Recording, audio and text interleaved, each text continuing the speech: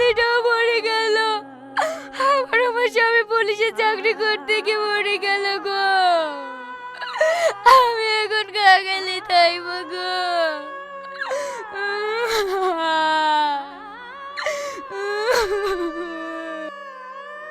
আর কাঁদো না চাচি, পুলিশের চাকরি তো সবাই করছে, কই তাদের তো কিছু হচ্ছে না? তোমাদের বাড়িতেই কেন সব মরছে? তোমাদের কি আলাদা কোনো শত্রু আছে?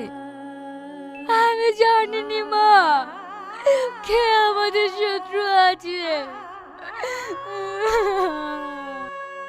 তোমাদের শত্রুতা কেউ বাইরে নেই, সব ঘর শত্রু। এই হাবিলদার, ওদেরকে নিয়ে এসো তো। এই বল, কেন তোর বাপকে মেরেছি? স্যার, আমি চাকরি না পেলে আমাকে বিয়ে করতুক না, তাই চাকরি পাওয়ার লেগে আমি আর ভাবি আব্বাকে মেরে দিয়েছি। রোহন, তোর বাপ কি অন্যায় করেছিল বল? তাই সামান্য একটা মেয়েকে বিয়ে করার লেগে নিজের বাপটাকে মেরে ফেললে। মা, আমি আব্বাকে মেরে বিশাল ভুল করে ফেলেছি, তুমি আমাকে ক্ষমা করে দাও। তোর মতন কুলাঙ্গের ছেলের কোনো ক্ষমা নেই। স্যার, ওকে আপনি আমার চোখের সামনে থেকে সরান।